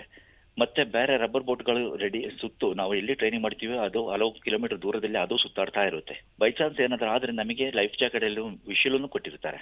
ಅದು ಲೈಫ್ ಜಾಕೆಟ್ ಅಲ್ಲಿ ಇಮಿಡಿಯೇಟ್ ನಾವು ಮುಳುಗೋದಿಲ್ಲ. ಮುಳುಗಿದ್ರು ನಾವು ಮೇಲೆ ಬಂದು ತೇಲಾಡ್ಕೊಂಡಿರ್ತೀವಿ. ಆ ಟೈಮಲ್ಲಿ ಏನ್ ಮಾಡ್ಬೇಕು, ನಮಗೆ ನಮ್ಮ ಸೇಫ್ಟಿ ಬೇಕಾಗಿ ಆ ವಿಷಲನ್ನು ನಾವು ಊದ್ಬೇಕು. ಊದಿದ್ರೆ ಆ ಸೌಂಡ್ಗೆ ಇಮಿಡಿಯೇಟ್ ಅವ್ರು ಬಂದು ನಮ್ಮನ್ನು ಸೇವ್ ಮಾಡ್ತಿದ್ರು. ಆ ತರ ನಡಿಲಿಲ್ಲ. ಆ ತರ ನಡೆದ್ರು ನಮ್ಮನ್ನು ಸೇವ್ ಮಾಡಿ ಬೇರೆ ಇನ್ನೊಬ್ರು ಇರ್ತಿದ್ರು. JNK ಘಟನೆ ಬಗ್ಗೆ ಹೇಳಿದ್ರಿ, ಅದನ್ನ ಸ್ವಲ್ಪ ವಿವರವಾಗಿ ತಿಳಿಸ್ಕೊಡಿ. ಅದು JNK ದೋಡಾ ಡಿಸ್ಟ್ರಿಕ್ಟ್ ಅಂತ. ಅದು ಅಷ್ಟೇ militant head quarter Doda district ಅಂತ. ಅಲ್ಲಿ ತುಂಬಾ ಕಠಿಣ. ಯಾವಾಗಲೂ ನೈಟ್ 10 ಗಂಟೆಗೆ ನಮ್ದು ಹೋಗ್ತಿದ್ದೋ, ನಾವು ಆಪರೇಷನ್ ಹೋಗ್ತಿದ್ದೋ. ಹೇಳಿದ್ರೆ ಕಂಪ್ಲೀಟ್ ಐಸ್ ಬೀಳ್ತಿತ್ತು. ಆಗ ಎಲ್ಲೂ ನಾವು ಟಾರ್ಚ್ ಆಗಲಿ ಲೈಟ್ ಆಗಲಿ ಯಾವ್ದು ಯೂಸ್ ಮಾಡೋಂಗಿಲ್ಲ. ಕತ್ಲೆಯಲ್ಲೇ ಹೋಗ್ಬೇಕು. ಅದು ತಿಂಗಳು ಬೆಳಕಿರೋ ದಿನ ನಮ್ದು ಆಪರೇಷನ್ ಇಲ್ಲ, ಕತ್ಲೆಯಲ್ಲಿ ಮಾತ್ರ ನಡೆಯೋದು. ಕಠಿಣವಾದ ರಸ್ತೆ. ನಮಗೆ ಯಾವ ಊರಿಗೆ ಯಾವ ದಾರಿನೂ ಗೊತ್ತಿರಲ್ಲ. ನಮಗೆ ಜಸ್ಟ್ ಮ್ಯಾಪ್ ಕೊಟ್ಟಿಬಿಟ್ಟಿರ್ತಾರೆ. ನಮಗೆ ಫಸ್ಟ್ ಹೇಳಿರ್ತಾರೆ ಇಂಥ ಲೊಕೇಶನ್ ಇವ್ ತಲುಪಬೇಕು. ಅದರ ನಾವು ಫೈಂಡ್ ಔಟ್ ಮಾಡ್ಕೊಂಡು ಹೋಗ್ಬೇಕು. ಬೆಳಿಗ್ಗೆ 4 ಗಂಟೆಗೆ ನಮಗೆ ಕೊಟ್ಟ ಲೊಕೇಶನ್ ತಲುಪಬೇಕು. ಅಲ್ಲಿ ಹೋಗಿ ಕೋರ್ಡನ್ ಸರ್ಚ್ ಮಾಡಬೇಕು. ಕೋರ್ಡನ್ ಸರ್ಚ್ ಹೇಳಿದ್ರೆ ನಾವು ಮೊದಲು ಹೋಗಿ ಆ ವಿಲೇಜ್ ನ ಕಂಪ್ಲೀಟ್ 4 ಸರೌಂಡಿಂಗ್ ಕವರ್ ಮಾಡಬೇಕು ನಾವು. ಮತ್ತೆ ಸರ್ಚಿಂಗ್ ಟೀಮ್ ಬಂದು ಅದರಲ್ಲಿ ಆಪರೇಷನ್ ಅಲ್ಲಿ ಎಲ್ಲ ಸರ್ಚ್ ಮಾಡ್ಬೇಕು. ಮಿಲಿಟೆನ್ಸ್ ಯಾರ ಇದಾರ ಅದು ಇದು ಅಂತ ಹೇಳಿ. ಈ ತರ ಇರುತ್ತೆ. ಕೊನೆಗೆ ಒಂದಿನ ನನಗೆ ಪೋಸ್ಟಿಂಗ್ ಬಂತ ಅಲ್ಲಿ ಲಾಸ್ಟ್ ಅಲ್ಲಿ ಮುಗಿಸಿ ಬರುವ ಟೈಮಿಗೆ ಅಲ್ಲಿ ಡೈಲಿ ಫೈರಿಂಗ್ ನಡೀತಿತ್ತು, ಎನ್ಕೌಂಟರ್ ನಡೀತಿತ್ತು, ಎಲ್ಲ ನಡೀತಿತ್ತು. ಕೊನೆಗೆ ಪೋಸ್ಟಿಂಗ್ ಬರೋ ಟೈಮಲ್ಲಿ ನನಗೆ, ನಾವೆಲ್ಲ ಪೋಸ್ಟ್ ಅಲ್ಲಿ ಇದ್ದಾವೆ, ಪೋಸ್ಟ್ ಇಂದ ಹೆಡ್ ಕ್ವಾರ್ಟರ್ಗೆ ಬರ್ತಾ ಇದ್ದೀವಿ. ಬರೋ ಟೈಮಲ್ಲಿ ಅರ್ಲಿ ಮಾರ್ನಿಂಗ್ ಒಂದು 4:15 ಗಂಟೆಗೆ ನಾವು ಬಂದು, ನಾವು ಅಲ್ಲಿ ಬಫರ್ ಅಂತ ಒಂದು ಬ್ರಿಡ್ಜ್ ಇತ್ತು. ಬಫರ್ ಅಂತ, ಬಫರ್ಲಿ ಒಂದು 2-3 ಮೇನ್ ಮಿಲಿಟೆಂಟ್ಸ್ ಇದ್ರು ಅಲ್ಲಿ, ಅವರೆಲ್ಲ ಕಮಾಂಡರ್ಸ್ ಆಯ್ತು ಮಿಲಿಟೆಂಟ್ಸ್. ಆ ಪ್ಲೇಸ್ ದಾಟಿ ಬರ್ತೀವಿ, ಬ್ರಿಡ್ಜ್ ಹತ್ರ ಬರೋತ್ತಿಗೆ ಏಕ್ದಮ್ ನಮ್ಮ ಮೇಲೆ ಫೈರಿಂಗ್ ಸ್ಟಾರ್ಟ್ ಆಯ್ತು. ಅದು ಲಾಸ್ಟಿಗೆ ಏನೋ ಆಗಿ ನಾವು ಅದನ್ನೊಂದು ತಪ್ಪಿಸ್ಕೊಂಡು ಬಂದಿದ್ದೀವಿ. ನಾವು ಕಲ್ಲು ಕೆಳಗೆ ಮಲ್ಕೊಂಡು ಮಾಡ್ಕೊಂಡು 6 ಗಂಟೆವರೆಗೆ ನಾವು ಫೈರ್ ಮಾಡೋದು. ಮತ್ತೆ ಕೊನೆಗೆ ನಮಗೆ ಗೊತ್ತಾಯ್ತು, ನಾವು ಫೈರ್ ಮಾಡಿದ್ರೆ ಅವರಿಗೆ ನಮ್ಮ ಫ್ಲಾಶ್ ಲೈಟ್ ನೋಡಿ ಅವರಿಗೆ ನಮ್ಮ ಡೈರೆಕ್ಷನ್ ಗೊತ್ತಾಗ್ತದೆ, ಮತ್ತೆ ನಮ್ಮಲ್ಲಿ ಇನ್ನೂ ಹೆಚ್ಚು ಫೈರ್ ಮಾಡ್ತಾರೆ ಅಂತ ಹೇಳಿ ನಾವೇನು ಮಾಡೋದು, ನಾವು 10 ಜನ ಇದ್ದೋ, 10 ಜನರಿಗೆ ನಾವು ಇಮಿಡಿಯೇಟ್ ಆರ್ಡರ್ ಪಾಸ್ ಮಾಡೋದು. ನಾವು ಯಾರು ಫೈರ್ ಮಾಡಿಬಿಟ್ಟು ಸದ್ದಿಲ್ಲದೆ ಮಲ್ಕೊಂಡಿದ್ದೆ ಎಲ್ಲ ಅವ್ರವ್ರ ಪೊಸಿಷನ್ ತಗೊಂಡು ಮಲ್ಕೊಂಡು 6 ಗಂಟೆ ಬೆಳಕಾದ್ಮೇಲೆ ಅವರು ಓಡೋದ್ರು, ಮತ್ತೆ ನಾವು ಸೇಫ್ ಆಗಿ ವಾಪಸ್ ಬಂದು. ಅದೊಂದು ನಮ್ಮ ಸೆಕೆಂಡ್ ಲೈಫ್ ನಮ್ದು. ಇಂಥ ಹಲವಾರು ಕಠಿಣ ಸನ್ನಿವೇಶಗಳಲ್ಲಿ ತಾವು ಕೆಲಸವನ್ನ ನಿರ್ವಹಿಸಿರಿ. ಯಾವ ಥರ ಅನಿಸಿದೆಯಾ, ಈ ಕೆಲಸ ನನ್ಗೆ ಆಗೋದಿಲ್ಲ, ವಾಪಸ್ ಹೋಗ್ಬಿಡುವ ಅಂತ ಅನ್ಸಿದ್ದಿದೆಯಾ? ಇಲ್ಲ, ಖಂಡಿತ ಇಲ್ಲ. ಸಂತೋಷ ಇತ್ತು, ತೃಪ್ತಿ ಇತ್ತು. ಹೇಳಿದ್ರೆ ಬೇರೆ ಎಲ್ಲೂ ಸಿಗದಂತ ಕೆಲಸ ನಮ್ಮ ಆರ್ಮಿದು. ಹೇಳಿದ್ರೆ ಸೇನೆಯಲ್ಲಿ ಸರ್ವಿಸ್ ಮಾಡ್ಲಿಕ್ಕೆ ನಿಗಕ್ಕೂ ನಾವು ಪುಣ್ಯ ಮಾಡಬೇಕು ಅಂತ ಅಂತೀನಿ. ಹೇಳಿದ್ರೆ ಏನೂ ಇಲ್ಲದವನು ಹೋಗಿ ಸೇನೆಯಲ್ಲಿ ಅವನು ಸರ್ವಿಸ್ ಮಾಡಿ ಬಂದ್ರೆ ಅವನಿಗೆ ಜೀವನ ಪರ್ಯಂತ ಅವನಿಗೆ ಪೆನ್ಷನ್ ಕೊಡ್ತಿದ್ದಾರೆ. ಪ್ಲಸ್ ಸೇನೆಯಲ್ಲಿ ನಮಗೆ ಯಾವ ಒಂದು ತೊಂದರೆನೂ ಖರ್ಚುನೂ ಇರಲಿಲ್ಲ. ಹೇಳಿದ್ರೆ ಮನ್ಸು ಇರ್ಬೇಕಷ್ಟೇ, ಮನ್ಸು ಗಟ್ಟಿ ಮಾಡ್ಕೊಂಡು ನಾವು ಅಲ್ಲಿ ಕಷ್ಟಪಟ್ಟು ನಾವು ಸರ್ವಿಸ್ ಮಾಡಿದ್ರೆ ಅದಕ್ಕಿಂತ ನೆಮ್ಮದಿ ಬೇರೆ ಯಾವುದೂ ಇಲ್ಲ. ಮನ್ಸು ಬಿಟ್ರೆ ಸೇನೆಯಲ್ಲಿ ಯಾರಿಗೂ ಸರ್ವಿಸ್ ಮಾಡಕ್ ಆಗೋದಿಲ್ಲ. ಮನ್ಸು ಗಟ್ಟಿ ಇರ್ಬೇಕು, ನಾನು ಮಾಡ್ತೀನಿ ಎಂಬ ಛಲ ಇರಬೇಕು. ಛಲ ಇದ್ರೆ ಅವನು ಯಾವತ್ತಿಗೂ ಅಲ್ಲಿಂದ ಬಿಟ್ಟು ಬರೋ ಚಿಂತೆ ಮಾಡೋದಿಲ್ಲ. ಆತರ ಮತ್ತೆ ನಮಗೆ ಹೋಗ್ಲಿಕ್ಕಾಗ್ಲಿ ಬರ್ಲಿಕ್ಕಾಗ್ಲಿ ಎಲ್ಲದಕ್ಕೂ ಫ್ರೀ ವಾರಂಟ್ ಕೊಡ್ತಿದ್ರು. ನಮಗೆ ಏನೋ ಸಣ್ಣ ಒಂದು ಆರೋಗ್ಯದಲ್ಲಿ ಏರ್ಪೇರ್ ಆದ್ರೆ ಇಮಿಡಿಯೇಟ್ ನಮಗೆ ಮಿಲಿಟರಿ ಹಾಸ್ಪಿಟಲ್ ಇದೆ, ಅಲ್ಲಿ ಹೋಗಿ ಒಳ್ಳೆ ಟ್ರೀಟ್ಮೆಂಟ್ ಸಿಗುತ್ತೆ. ಆತರ ಮತ್ತೆ ನಮಗೆ ಊಟ ಪ್ರತಿಯೊಂದು ಫ್ರೀ ಸಿಗುತ್ತೆ. ಮಲಗಲಿಕ್ಕೆ ಬೆಡ್ ಇಂದ ಹಿಡಿದ್ರೆ ಡರಿ, ಬ್ಲಾಂಕೆಟ್, ಪ್ರತಿಯೊಂದು ಮಸ್ಕಿಟೋ ನೆಟ್ ಇಂದ ಹಿಡಿದ್ರೆ ನಮಗೆ ಯೂನಿಫಾರ್ಮ್ ಇಂದ ಬೂಟ್, ಕ್ಯಾಪ್ ಪ್ರತಿಯೊಂದು ಫ್ರೀ ಆಗಿ ಸಿಗ್ತಿತ್ತು. ರಾಜ್ಯದಲ್ಲೂ ಬಂದು ಅಷ್ಟೇ, ನಾವು ಲೀವಲ್ಲಿ ಬರ್ತೀವಿ, ಲೀವಲ್ಲಿ ಬಂದ್ರೆ ನಮಗೆ ಏರ್ ಕಟ್ ಮಾಡ್ಲಿಕ್ಕೂ ಬಟ್ಟೆ ವಾಶ್ ಮಾಡ್ಲಿಕ್ಕೆ ಸಮೇತ ನಮಗೆ ಎಕ್ಸ್ಟ್ರಾ ಅಲೌನ್ಸ್ ಕೊಡ್ತಿದ್ರು. ಆ ತರ ನಮಗೆ ಅಲ್ಲಿದ್ರೆ ಎಷ್ಟು ಸಿಗ್ತದೆ ಅದಕ್ಕಿಂತ ಎಕ್ಸ್ಟ್ರಾನೇ ಕೊಡ್ತಿದ್ರು. ರಾಜ್ಯದಲ್ಲಿ ಬಂದ್ರು ನಮಗೆ ನಮ್ಮ ಖರ್ಚಿಗೆ ಹಣ ಎಕ್ಸ್ಟ್ರಾನೇ ಸಿಗ್ತಿತ್ತು. ನಮಗೆ ಏರ್ ಕಟ್ ಮಾಡ್ಲಿಕ್ಕೆ, ಬಟ್ಟೆ ವಾಶ್ ಮಾಡ್ಲಿಕ್ಕೆ ಸೋಪಿಗೆ ಸಮೇತ ಹಣ ಸಿಗ್ತಿತ್ತು. ಆತರ ಆದ್ರಿಂದ ಮಿಲಿಟರಿಗೆ ಹೋದ್ರೆ ಯಾರು ಹಾಳಾಗಿಲ್ಲ ಇದುವರೆಗೆ, ಯಾರು ಹಾಳಾಗೋದಿಲ್ಲ. ಧೈರ್ಯವಾಗಿ ಹೋಗ್ಬೋದು, ಧೈರ್ಯವಾಗಿ ಮಾಡ್ಬೋದು, ಚೆನ್ನಾಗಿ ಮಾಡ್ಬೋದು. ನಿಮ್ಮ ತಂದೆ ತಾಯಿಯರ ಬಗ್ಗೆ ಹೇಳಿ. ನನಗೆ ಆಗ 9 ಇಯರ್ಸ್ ಇತ್ತು. 9 ಇಯರ್ಸ್ ಇರ್ತಿಗೆ ನಮ್ಮ ತಂದೆ ಅಕಸ್ಮಾತ್ ಆಗಿ ಅವ್ರಿಗೆ BP ರೈಸ್ ಆಗಿ ಅವ್ರ ಸರ್ವಿಸ್ ಅಲ್ಲಿ ಹೆಡ್ ಮಾಸ್ಟರ್ ಆಗಿದ್ರು ಅಲ್ಲಿ ಆಕತ್ತೂರು ಶಾಲೆಯಲ್ಲಿ, ತೀರ್ಕೊಂಡ್ರು. ಆಗ ನಾನು 3rd ಸ್ಟ್ಯಾಂಡರ್ಡ್ ಇದ್ದೆ. ಆಗ ನನಗೆ ಏನು ಅಂತ ಗೊತ್ತಿರ್ಲಿಲ್ಲ. ಈ ತರ ಯಾರ ಸತ್ರ ಏನ್ ಮಾಡ್ಬೇಕು ಅಂತ. ಅದನ್ನು ನನಗೆ ಒಂಥರ ಈಗಲೂ ಅಷ್ಟೇ ಕಣ್ಣಲ್ಲಿ ಕಾಣ್ತಾ ಇದೆ ಆ ಸೀನ್ ಎಲ್ಲ. ಆ ತರ ಅವ್ರು ತೀರ್ಕೊಂಡ್ಮೇಲೆ ನಮ್ದು ಸ್ವಲ್ಪ ದೊಡ್ಡ ಸಂಸಾರ. ಆಗ ನಮ್ಮ ಹಿರಿಯ ನಮ್ಮ ಅಣ್ಣನೇ ನಮ್ಮನ್ನೆಲ್ಲ ಮತ್ತೆ ಇದ್ ಮಾಡಿರು. ತಾಯಿ ಮನೇಲೇ ಇದ್ರು. ಮತ್ತೆ ತಾಯಿಯೂ ಅಷ್ಟೇ, ನಾನು ಯಾವಾಗ ರಾಜ್ಯದಲ್ಲಿ ಬಂದ್ರು ನಮ್ಮನ್ನ ಕೇಳ, ನೀನ್ ಯಾವಾಗ ಬರ್ತೀಯ, ನೀ ಯಾವಾಗ ಬರ್ತೀಯ, ನಾನು ಕಣ್ಣು ಮುಚ್ಚಿದ್ರೊಳಗೆ ಬಾ, ನಾನು ಕಣ್ಣು ಮುಚ್ಚಿದ್ರೊಳಗೆ ಬಾ ಹಾಗೆ ಹೇಳ್ತಾ ಇದ್ರು. ಆಮೇಲೆ ನಾನು 2007 ಜೂನ್ 1ಕ್ಕೆ ಬಂದೆ. ಮತ್ತೆ ಅಮ್ಮನಿಗೆ ಹೇಳಿದೆ, ಇನ್ನೆದ್ರು ಬೇಡಮ್ಮ, ನಾನು ಬಂದು ಬಿಟ್ಟೆ, ನಿನ್ನೆ ಚೆನ್ನಾಗಿರು ಅಂತ ಹೇಳಿದೆ. ನನಗನ್ಸುತ್ತೆ ಅಮ್ಮ ನನಗಾಗೆ ವೆಯ್ಟ್ ಮಾಡ್ತಿದ್ರು ಅಂತ ಹೇಳಿ. ಬಂದು 1.5 ತಿಂಗಳಲ್ಲಿ ಜುಲೈ 22ಕ್ಕೆ 2007ರಲ್ಲಿ ನಮ್ಮ ಅಮ್ಮನೂ ನಮ್ಮನ್ನು ಬಿಟ್ಟು ಹೋಗ್ಬಿಟ್ರು. ಇನ್ನು ನೀವು ಸೇನೆಗೆ ಸೇರುವ ನಿಟ್ಟಿನಲ್ಲಿ ನಿಮ್ಮ ಮನೆಯವರ ಸಹಕಾರ ಹೇಗಿತ್ತು? ಸೇನೆಗೆ ಸೇರುವಾಗ ಮನೆಯವರ ಸಹಕಾರ ಇಲ್ಲ, ನಾನು ಸ್ವಇಚ್ಛೆಯಿಂದ ಹೋಗಿದ್ದು. ಹೇಳಿದ್ರೆ ಮನೆಯಲ್ಲಿ ಸ್ವಲ್ಪ ತೊಂದರೆನೇ ಇತ್ತು. ಆ ತರ ಮನಸ್ಸಿಗೂ ಸ್ವಲ್ಪ ಏನೋ ಒಂಥರ ಇದಿತ್ತು. ಆ ತರಾಗಿ ನಾನು ಏನೋ ಹೊರಗೆ ಹೋಗ್ಬೇಕು ಅಂತ ಹೇಳಿದಾಗ ನಮ್ಮ ಇನ್ನೊಬ್ಬ ಅಣ್ಣನೂ ಇದ್ದಾನೆ. ನಮ್ಮ ಅಣ್ಣನೂ ಸೇನೆಯಲ್ಲಿ ಸರ್ವಿಸ್ ಮಾಡ್ತಿದ್ರು ಆರ್ಟಿಲರಿಯಲ್ಲಿ, 35 ಮೀಡಿಯಂ ರೆಜಿಮೆಂಟ್ ಅಲ್ಲಿ KP ಕರಂಬಯ್ಯ ಅಂತ. ಸೇನೆ ಬಿಟ್ಟು ಬಂದ್ಬಿಟ್ಟು ಆಮೇಲೆ ITC ಇದ್ರು. ಈಗ ರಿಟೈರ್ಡ್ ಆಗಿ ಆಕತ್ತೂರಲ್ಲಿ ಬಂದು ಸೆಟ್ಲ್ ಆಗಿದ್ದಾರೆ. ಆಗ ಅವರು ರಜೆಯಲ್ಲಿ ಬಂದಿದ್ರು. ಅವರು ನನ್ನ ಜೊತೆ ಮಂಗಳೂರಿಗೆ ಬಂದಿದ್ರು. ನಾನು ಸೇನೆಗೆ ಸೇರೋ ಟೈಮಲ್ಲಿ ಅವರು ನನ್ನ ಜೊತೆಲಿ ಬಂದು ನನ್ನ ಕರ್ಕೊಂಡು ಹೋಗಿ ಅವರು ಬಂದಿದ್ದು ಎನ್ರೋಲ್ಮೆಂಟ್ ಆಫೀಸಿಗೆ. ಮತ್ತೆ ನಾನು ಸೆಲೆಕ್ಷನ್ ಆದ್ಮೇಲೆ ಅವರು ರಿಟರ್ನ್ ವಾಪಸ್ ಮನೆಗೆ ಬಂದ್ರು. ಸಾಮಾನ್ಯ ಸೈನಿಕನಾಗಿ ಸೇರಿ ಯಾವ ಹುದ್ದೆಯಿಂದ ವಾಪಸ್ ಬಂದ್ರಿ? ನಾನು ಸೈನಿಕನಾಗಿ ಸೇರಿಬಿಟ್ಟು ನಾನು ಹೌಲ್ದಾರರಿಗೆ ಸರ್ವಿಸ್ ಮಾಡಿದೆ. ಮತ್ತೆ ನಾನು ಬಂದೆ. 22 ವರ್ಷ ಸರ್ವಿಸ್ ಮಾಡಿದೆ. 22 ವರ್ಷ ಸರ್ವಿಸ್ ಮುಗಿದ್ಮೇಲೆ ಮತ್ತೆ ಬಂದ್ಬಿಟ್ಟೆ ನಾನು ಅಲ್ಲಿಂದ. ಈ ಹವಾಲ್ದಾರ್ ಹುದ್ದೆಗೆ ಬಂದಂತವರಿಗೆ ಯಾವ ರೀತಿಯಾದಂತಹ ಜವಾಬ್ದಾರಿಗಳಿರ್ತದೆ? ಜವಾಬ್ದಾರಿ ಅಂದ್ರೆ ಮೊದಲು ಸಿಪಾಯಿ ಹೋಗ್ತೀವಿ. ಸಿಪಾಯಿ ಅಂತ ಹೇಳಿದ್ರೆ ಸಿಪಾಯಿಗೆ ನೆಕ್ಸ್ಟ್ ರ್ಯಾಂಕ್ ಲಾನ್ಸ್ ರ್ಯಾಂಕ್ ಅಂತ ಬರುತ್ತೆ. ಅವರು ಸಿಪಾಯಿಯನ್ನು ಲಾನ್ಸ್ ರ್ಯಾಂಕ್ ಕಂಟ್ರೋಲ್ ಮಾಡ್ತಾರೆ. ಲಾನ್ಸ್ ರ್ಯಾಂಕ್ ಮೇಲೆ ನಾಯಕ್ ಅಂತ ಬರುತ್ತೆ. ನಾಯಕ್ ಅವರಿಗೊಂದೊಂದು ಸ್ಟೆಪ್ ಇರುತ್ತೆ. ನಾಯಕ್ ಆಗಿ ಬಂದ್ರೆ ಅವರಿಗೆ ಡ್ಯೂಟಿ ಕಮಾಂಡರ್ ಆಗಿ ಬರುತ್ತೆ. ಡ್ಯೂಟಿಲಿ ಅಂಡರ್ ಕಮಾಂಡರ್ ಅಂತ. ಅವ್ರದ್ದಾದ್ರೆ ಪಕ್ಕ ಡ್ಯೂಟಿ ಕಮಾಂಡರ್ ಅಂತ ಬರುತ್ತೆ. ಯಾವುದೇ ಡ್ಯೂಟಿಗೆ ಹೋದ್ರು ಅವರು ಬಂದ್ಬಿಟ್ಟು ನಮ್ಮನ್ನ ಅವರ ಅಂಡರ್ ಇರುವವ್ರನ್ನ ಅವರು ಡ್ಯೂಟಿ ಟೈಟಲ್ ಮಾಡ್ತಾರೆ. ಅವರಿಗೆ ರೆಸ್ಟ್ ಇರುತ್ತೆ. ಅವರು ಬಾಕಿ ಅವ್ರನ್ನ ಕಂಟ್ರೋಲ್ ಮಾಡ್ತಾ ಇರ್ತಾರೆ. ಸಿಪಾಯಿ ಅವರು ಕಂಪಲ್ಸರಿ ನೈಟ್ ಡ್ಯೂಟಿ 4 hours ಬರುತ್ತೆ. 2 hours ನೋಡ್ತೀವಿ. ಟೋಟಲ್ ಒಂದು ಪೋಸ್ಟ್ ಅಲ್ಲಿಗೆ ಡಬಲ್ ಡ್ಯೂಟಿ ಅಂದ್ರೆ 2 members ಡ್ಯೂಟಿ ನೋಡಿದ್ರೆ ಮೊದಲು 2 ಗಂಟೆ ನೋಡೋದು, ಮತ್ತೆ 4 ಅವರ್ಸ್ ರೆಸ್ಟ್, 4 ಗಂಟೆ ರೆಸ್ಟ್, ಮತ್ತೆ 2 ಗಂಟೆ, ಆ ಥರ 4 ಅವರ್ಸ್ ಅಷ್ಟೇ ಡ್ಯೂಟಿ ಬರೋದು. ಕೆಲವರು ಈಗ ಎಷ್ಟೋ ಜನ ಹೇಳ್ತಾರೆ ರಾತ್ರಿ ಎಲ್ಲ ನೋಡ್ಬೇಕು, ಹಗಲೆಲ್ಲ ಡ್ಯೂಟಿ ನೋಡ್ಬೇಕು ಅಂತ. ಏನೂ ಇಲ್ಲ, ಕೇವಲ ಅಷ್ಟೇ ಬರೋ 2 ಗಂಟೆ ಡ್ಯೂಟಿ ನೋಡಿದ್ರೆ 4 ಗಂಟೆ ರೆಸ್ಟ್ ಇದೆ ಅಲ್ಲಿ. ಆ ತರ ಹೇಳಿದ್ರೆ ಶ್ರದ್ಧೆಯಿಂದ ಡ್ಯೂಟಿ ಮಾಡಿದ್ರೆ ಏನು ತೊಂದರೆ ಇಲ್ಲ, ಯಾವ ನಿದ್ರೆನೂ ಬರಲ್ಲ, ಏನು ಬರಲ್ಲ. ಮತ್ತೆ ಹವಲ್ದಾರ್ ಹೇಳಿದ್ರೆ ಪ್ಲೂಟೂನ್ ಕಮಾಂಡರ್, ಮತ್ತೆ ಇದಾದ್ಮೇಲೆ ಒಂದು ಪ್ಲೂಟೂನ್ ಕಂಪ್ಲೀಟ್ ಒಂದು ಹವಲ್ದಾರ್ ಅಂಡರ್ಲಿ ಬರುತ್ತೆ. 45 ಜನರು ಅವರ ಅಂಡರ್ಲಿ ಇರ್ತಾರೆ, ಅವ್ರನ್ನೆಲ್ಲ ಕಂಟ್ರೋಲ್ ಮಾಡಬೇಕು, ಆ ತರ. ಇನ್ನು ನೀವು ಸೇನೆಯಲ್ಲಿ ಇದ್ದಂಥ ಸಂದರ್ಭದಲ್ಲಿ ನಿಮ್ಮ ಕಿರಿಯ ಅಧಿಕಾರಿಗಳಿಗೆ ಅಥವಾ ಸೈನಿಕರಿಗೆ ತರಬೇತಿಯನ್ನು ನೀಡಿದ್ದು, ಅದರ ಬಗ್ಗೆ ವಿಚಾರಗಳಿದೆ, ಅದನ್ನ ಹಂಚ್ಕೊಳ್ಳಿ. 1996ರಲ್ಲಿ ನಾನು ಡ್ರಿಲ್ ಕೋರ್ಸ್ ಮಾಡಿದ್ದೆ. ಆಮೇಲೆ ಡ್ರಿಲ್ ಕೋರ್ಸ್ ಮಾಡಿದ್ಮೇಲೆ ನನಗೆ ಟ್ರೈನಿಂಗ್ ಸೆಂಟ್ರಿಗೆ ನನಗೆ ಪೋಸ್ಟಿಂಗ್ ಸಿಕ್ತು. ಅಲ್ಲಿ ನಾನು ಡ್ರಿಲ್ ಇನ್ಸ್ಟ್ರಕ್ಟರ್ ಆಗಿ ಕೆಲಸ ಮಾಡ್ತಿದ್ದೆ. ಸೇನೆಯಿಂದ ನಿವೃತ್ತಿ ಆಗಿ ಬಂದ ನಂತರ ನಿಮ್ಮ ಊರಿನಲ್ಲಿ ನಿಮ್ಮನ್ನು ನೋಡಿದಂಥವ್ರು ಅವರ ಪ್ರತಿಕ್ರಿಯೆ ಹೇಗಿತ್ತು, ಜನರ ಪ್ರತಿಕ್ರಿಯೆ? ಅದು ನಿಮಗೆಲ್ಲ ತಿಳಿದ ವಿಷಯನೇ. ಸೇನೆಯಿಂದ ಬರೋತ್ತಿಗೆ ಮೊದಲು ಎಲ್ಲ ಅದಕ್ಕೆ ಬರೋದೇ ಬೇರೆ ಇತ್ತು, ಅದಕ್ಕೊಂದು ಬೆಲೆ ಬೇರೆ ಇತ್ತು. ಈಗ ಅಂದ್ರೆ ಏನಾಗುತ್ತೆ ಅಂತೇಳಿ, ಇವನ್ ತುಂಬಾ ದುಡ್ಡು ತಂದ್ಬಿಟ್ಟಿದ್ದೇನೆ, ಅವ್ನು ದೊಡ್ಡ ಮನುಷ್ಯ ಅಂತ ಹೇಳಿ ಅವ್ರು ನೋಡೋ ರೀತಿನೇ ಬೇರೆ ಆಗ್ಬಿಟ್ಟಿದೆ. ಆಮೇಲೆ ಅದೇ ನಾನು 1992ರಲ್ಲಿ ಮದುವೆ ಆದೆ. ನನಗೆ 2 ಹೆಣ್ಮಕ್ಳು, ಒಬ್ಳು ಇಂಜಿನಿಯರಿಂಗ್ ಮುಗಿಸಿ ಈಗ ಕೆಲಸದಲ್ಲಿ ಇದ್ದಾಳೆ, ಇನ್ನೊಬ್ಳು ಈಗ ಸಣ್ಣವಳು, ಈಗ ಈ ವರ್ಷ ತಾನೇ ಇಂಜಿನಿಯರಿಂಗ್ ಸೇರಿಸಿದ್ದೀನಿ, ಆ ತರ. ಮತ್ತೆ ನಾನು ಮಡಿಕೇರಿಯಲ್ಲೇ ಸೆಟ್ಲ್ ಆಗ್ಬಿಟ್ಟೆ. ಬಂದಂಗೆ ಸ್ವಲ್ಪ ದಿನ ಮಾತ್ರ ಹಾಕತ್ತಲ್ಲಿದ್ದೆ. ಆಮೇಲೆ ಬಂದ್ಬಿಟ್ಟು ಮಡಿಕೇರಿ ನನ್ನ ಸ್ವಂತ ಜಾಗ ತಗೊಂಡು ಇಲ್ಲಿ ಒಂದು ಮನೆ ಕಟ್ಟಿದ್ದೀನಿ. ಆಮೇಲೆ ನಮ್ಮ ಕುಟುಂಬದವರು ಅವರು ಇವರೆಲ್ಲ ಬಂದ್ರು. ನಿಮ್ಗೆ ಗೊತ್ತಿದೆ, ಅಡಿಕೆ ಅಂತ ಗೃಹ ಪ್ರವೇಶಕ್ಕೆ ಎಲ್ಲರನ್ನು ಕರಿತೀವಿ. ಆಮೇಲೆ ಏನೋ ಸಾಲ ಮೂಲ ಮಾಡಿ ಮನೆ ಕಟ್ತೀವಿ. ಅಲ್ಲಿ ನಾವು ಬರೋ ಟೈಮಲ್ಲಿ ಅಷ್ಟು ಈಗಿನ ಅಷ್ಟು ಇದಿರ್ಲಿಲ್ಲ. ನನಗೆ ಕೇವಲ ನಾನು 22 ವರ್ಷ ಸರ್ವಿಸ್ ಮಾಡಿ ನನಗೊಂದು ಕೇವಲ ಒಂದು 5 ಲಕ್ಷ ಸಿಕ್ಕಿದಷ್ಟೇ. ಈಗ ಹಾಗೆ ಇಲ್ಲ. ಈಗ ಒಂದು ರಜೆ ಬರೋತ್ತಿಗೆ ಅವ್ರು 5 ಲಕ್ಷ ತರ್ತಾರೆ ಈಗಿನ ಮಕ್ಕಳು, ಆ ತರ. ಆಗ ನಮಗೆ ಟೋಟಲ್ ನಾನು ಸ್ಟಾರ್ಟಿಂಗ್ ಅಲ್ಲಿ ಆರ್ಮಿ ಸೇವೆ, ನನಗೆ ಇದೆ ಕೇವಲ 240 ರೂಪಾಯಿ ಸಂಬಳ. ಅದರಲ್ಲೂ 50 ರೂಪಾಯಿ ಕಂಪಲ್ಸರಿ ಮನೆ ಕಳಿಸ್ತಾ ಇದ್ರು. ನಮಗೆ ಖರ್ಚಿಗೆ ಅಂತೇಳಿ ಕೇವಲ ಅಲ್ಲಿ ಫ್ರೂಟ್ ಸ್ಟಾಲ್ ಟೋಕನ್ ಅಂತೇಳಿ ಒಂದು 13 ರೂಪಾಯಿ ಕೊಡ್ತಿದ್ರು. ಮತ್ತೆ ಬೇಕರಿ ಟೋಕನ್ ಅಂತೇಳಿ 10 ರೂಪಾಯಿ ಕೊಡ್ತಿದ್ರು. 50 ರೂಪಾಯಿ ಖರ್ಚಿಗೆ ಕೊಡ್ತಿದ್ರು. ನಮಗೆ ಸೋಪ್, ಬೂಟ್ ಪಾಲಿಶ್ ಅದು ಇದು ತೆಗಿಬೇಕು ಅಂದ್ರೆ ಅದಕ್ಕೆ 50 ರೂಪಾಯಿ ಕೊಡ್ತಿದ್ರು. ಅಷ್ಟೇ ಇದೆ ಸಂಬಳ. ಬೇರೆಯವ್ರು ಏನ್ ಚಿಂತೆ ಮಾಡ್ತಾರೆ ಅದನ್ನ ಇದುವರೆಗೂ ನಾನು ಮನಸ್ಸಲ್ಲಿ ತಗೊಳ್ಳೋದು ಇಲ್ಲ, ತಗೊಂಡು ಇಲ್ಲ. ಅವ್ರು ಮಾಡ್ತಾರೆ ಅಂದ್ರೆ ನಾನು ಅದನ್ನು ಮಾಡೋಕ್ಕೂ ಹೋಗಿಲ್ಲ. ಇದೇ ನನ್ನ ಅನುಭವ. ಇನ್ನು ನೀವು ಸೇನೆಯಲ್ಲಿ ಕಲಿತಂತಹ ಒಂದು ಕಠಿಣವಾದ ಶಿಸ್ತಿನ ಜೀವನವನ್ನ ಈಗಿನ ಜೀವನ ಕ್ರಮದಲ್ಲಿ ಯಾವ ರೀತಿಯಲ್ಲಿ ಅಳವಡಿಸ್ಕೊಂಡಿದೆ? ಸೇನೆಯಲ್ಲಿ ಕಲ್ತಿದ್ದು ನಾನು ಈಗಲೂ ಮರ್ತಿಲ್ಲ. ಈಗಲೂ ಅಷ್ಟೇ. ನಾನು ರೋಟೈನವರೆಗೂ ಬೆಳಿಗ್ಗೆ ಬೇಗ ಹೇಳ್ತೀನಿ. ಎದ್ದಂಗೆ ಮೊದಲನೇ ಇದೆ ನಂದು ಅದೇ ಆರ್ಮಿ ತರಾನೇ. ನಾನು ಮೊದಲಿದ್ದು ನನಗೆ ಶೇವ್ ಮಾಡದೆ ಹೊರಗಡೆ ಬರಂಗಿಲ್ಲ. ಬ್ರಷ್ ಮಾಡ್ತೀನಿ, ಶೇವ್ ಮಾಡ್ತೀನಿ. ನಾನು ರೋಟೈನ್ ವರ್ಕ್ ನಂದು ಮುಗಿಸಿಬಿಟ್ಟು, ಮತ್ತೆ ನನ್ನ ಮಿಸಸ್ ಜಾಬಲ್ಲಿ ಇದ್ದಾಳೆ ಹೆಲ್ತ್ ಡಿಪಾರ್ಟ್ಮೆಂಟ್ ಅಲ್ಲಿ, ಆ ತರಾಗಿ. ಮತ್ತೆ ಅವರಿಗೂ ನಾನು ಹೆಲ್ಪ್ ಮಾಡ್ತೀನಿ. ಅಡಿಗೆ ಕೊನೆದಾಗಲಿ, ಮನೆ ಕ್ಲೀನಿಂಗ್ ಆಗಲಿ ಎಲ್ಲದರಲ್ಲೂ ಹೆಲ್ಪ್ ಮಾಡ್ತೀನಿ. ಹೆಲ್ಪ್ ಮಾಡಿ ಮತ್ತೆ ಮನೆಗೆ ಹೋಗ್ಬೇಕಾದ್ರೆ ಕೆಲವರು ಹೋಗ್ತಾರೆ ಲುಂಗಿ ಹಾಕೊಂಡು ಹೊರಗೆ ಹೋಗ್ಬಿಡ್ತಾರೆ, ಚಡ್ಡಿ ಹಾಕೊಂಡು ಹೋಗ್ಬಿಡ್ತಾರೆ. ಆ ತರ ಇಲ್ಲ. ಈಗಲೂ ಅಷ್ಟೇ. ಮನೆಯಿಂದ ಹೊರಗೆ ಬೇಕಾದ್ರೆ ನನಗೆ ಪ್ಯಾಂಟ್ ಹಾಕ್ಬೇಕು, ಶರ್ಟ್ ಹಾಕ್ಬೇಕು, ಇಲ್ಲ ನನ್ನ ಮನೆಯಿಂದ ಹೊರಗೆ ದಾಟೋದಿಲ್ಲ. ಆ ಸಿಸ್ಟಮ್ ಈಗಲೂ ಬಿಡ್ಲಿಲ್ಲ. ಕಂಡಲ್ಲಿ ಹಿರಿಯರಿಗೆ ಗೌರವ ಕೊಡೋದು, ಏನಾದ್ರೂ ಕಷ್ಟದಲ್ಲಿದ್ದವರಿಗೆ ಸಹಾಯ ಮಾಡೋದು ನನ್ನ ಇದು ಈಗಲೂ ಇಟ್ಕೊಂಡಿದ್ದೀನಿ ನನ್ನ ಮನಸ್ಸಲ್ಲಿ. ಇನ್ನು ನೀವು ಸೇನೆಯಲ್ಲಿ ಇದ್ದಂತ ಸಂದರ್ಭದಲ್ಲಿ ಯಾವ್ದಾದ್ರು ಕ್ರೀಡೆಯಲ್ಲಿ ಭಾಗವಹಿಸಿದ್ರೆ ಅದರ ಬಗ್ಗೆ ತಿಳಿಸಿ. ಹೌದು, ಕ್ರೀಡೆ ಹೇಳಿದ್ರೆ ನಮ್ದು ರೊಟೈನ್ ಸ್ಪೋರ್ಟ್ಸ್ ನಡೀತಾ ಇರುತ್ತೆ. ಅಲ್ಲಿ ಹಾಕಿ ಆಡ್ತಿದ್ದೆ, ಫುಟ್ಬಾಲ್ನು ಆಡ್ತಿದ್ದೆ.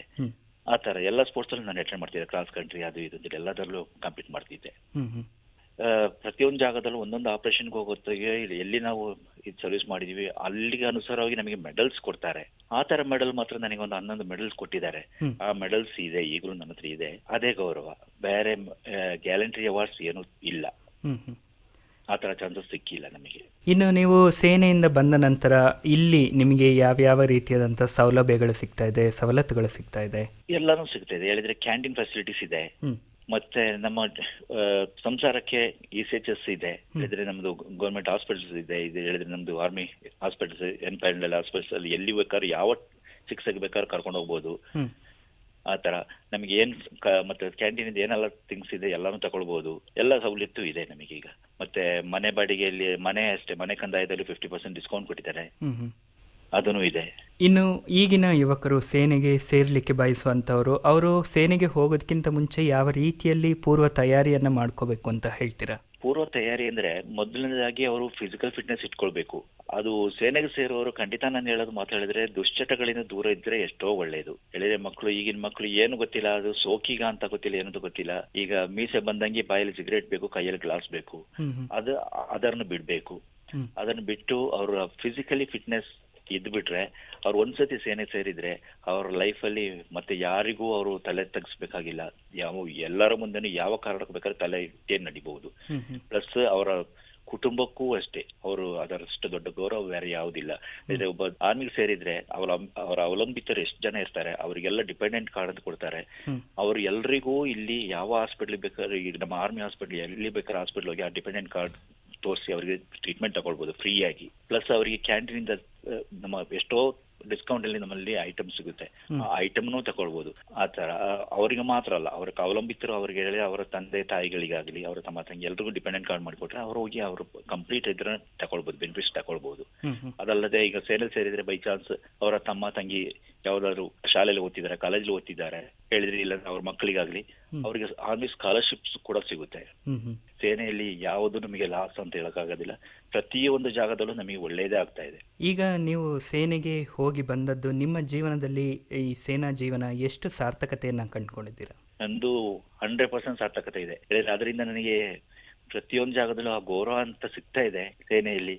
ಮತ್ತೆ ಎಲ್ಲೂ ಹೋದ್ರು ಎದೆಗುಂದದ ಕೆಲಸ ಮಾಡುವಂತ ಧೈರ್ಯ ಇದೆ. ಯಾವುದೇ ಇದು ಕರೆದ್ರು, ಎಲ್ಲಿ ಕರೆದ್ರು, ಏನ್ ಕೆಲಸ ಕರೆದ್ರು ಅದಕ್ಕೆ ಮುಂದೆ ನಿಂತು ಮಾಡಿಸುವಂತ ಕೆಪಾಸಿಟಿ ಬಂದಿದೆ.